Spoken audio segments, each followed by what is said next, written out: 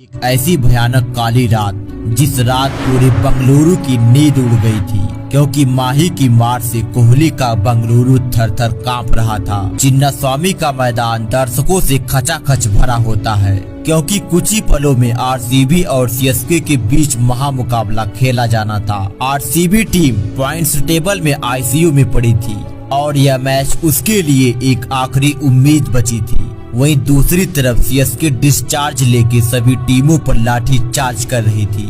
ऐसे हालात में दोनों टीम के कप्तान टॉस के लिए मैदान पर आते हैं। सिक्का MS धोनी के पक्ष में गिरा और धोनी ने पहले आरसीबी को बल्लेबाजी के लिए मैदान पर उतार दिया।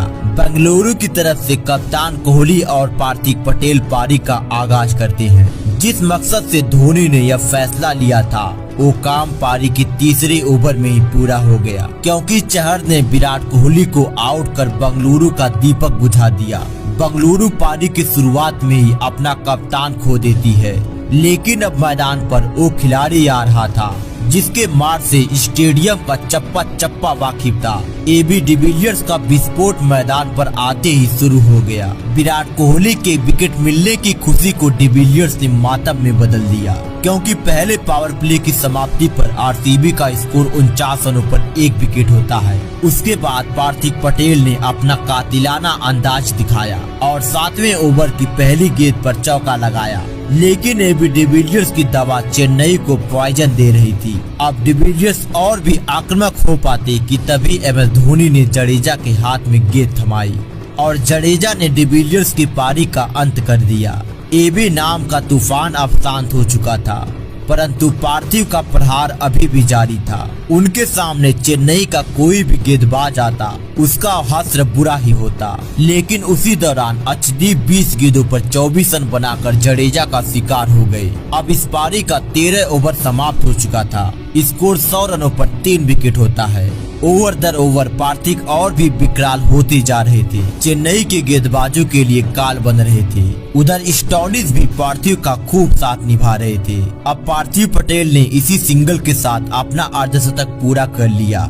बंगलुरु एक बड़े स्कोर की तरफ बहुत ही तेजी से बढ़ रही थी, परंतु ब्रावो ने पार्थिव को अपने पंजे में फंसा लिया। पार्थिव पटेल ने 37 गेंदों पर 53 रनों की शानदार पारी खेली। इसके बाद मोइन अली और स्टोनिस ने कुछ अच्छे शॉट लगाए, लेकिन 17वें ओवर में इमरान ताहिर ने स्टोनिस को डुप्लेसिस के हाथों कैच करवा बंगलुरु को एक और झटका दे दिया। अब 17 ओवर की समाप्ति पर बंगलुरु का स्कोर 132 रन होता है और आधी टीम डगआउट में वापस जा चुकी थी। इसके बाद मोइन ने बंगलुरु को एक सम्मानजनक स्कोर तक पहुंचाने का जिम्मा उठाया और 16 गेंदों पर 26 रनों की तेज तर्रार पारी को अंजाम दिया। अब 20 ओवर की समाप्ति पर स्कोर 161 रन होता है। चेन्नई को यह मैच जीतने के लिए 120 गेंदों पर 162 रन बनाना था। यह टारगेट चेन्नई के बल्लेबाजी क्रम को देखते हुए कुछ खास नहीं था, परंतु आज इतिहास स्वयं ऐतिहासिक होने को तैयार था।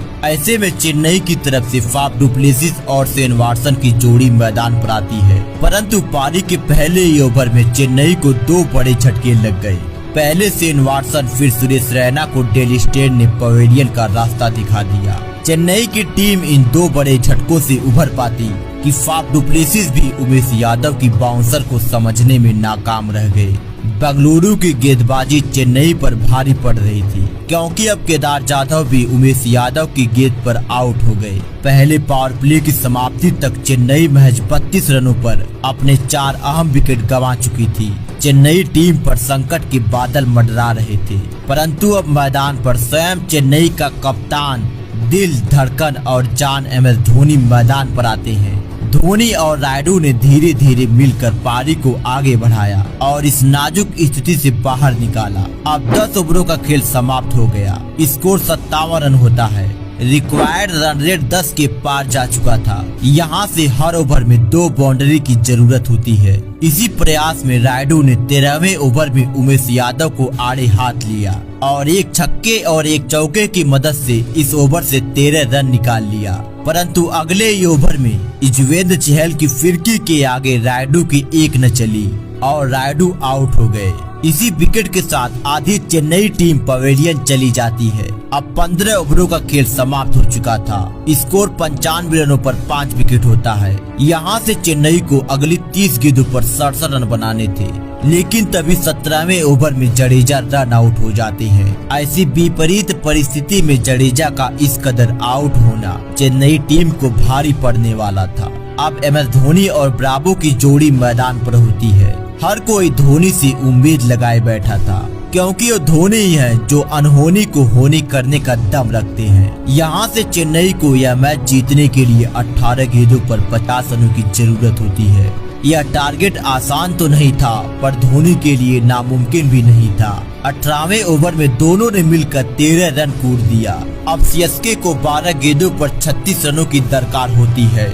19वें ओवर में धोनी ने एक लंबा छक्का मार चेन्नई के जीतने की उम्मीदों को बनाए रखा, परंतु इस ओवर की आखिरी गेंद पर ब्रावो सैनी का शिकार हो जाते हैं। अब चेन्नई को आखिरी 6 गेंदों पर 26 रन बनाने थे। स्ट्राइक पर दुनिया का बेस्ट फिनिशर MS धोनी होते हैं।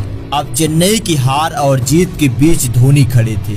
हर प्रशंसक हमेशा यही दुआ करता है कि आखिरी ओवर में धोनी अपनी टीम को जिताए। यहाँ भी कुछ ऐसी ही परिस्थिति बन चुकी थी और उमेश की पहली गेंद पर धोनी ने चौका लगाकर इस ओवर की शुरुआत किया। फिर अगली 2 गेंदों पर 2 बेहतरीन छक्का मार बंगलुरु की रूह कपा दिया।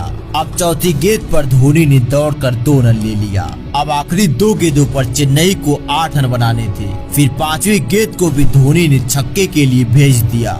यह मैच देखकर हर किसी की धड़कनें तेज हो गई, क्योंकि अब 1 गेंदों पर 2 रन बनाने थे, परंतु उमेश यादव की गेंद धोनी से मिस हो गई और चेन्नई सुपर किंग्स यह मैच 2 रनों से हार जाती है।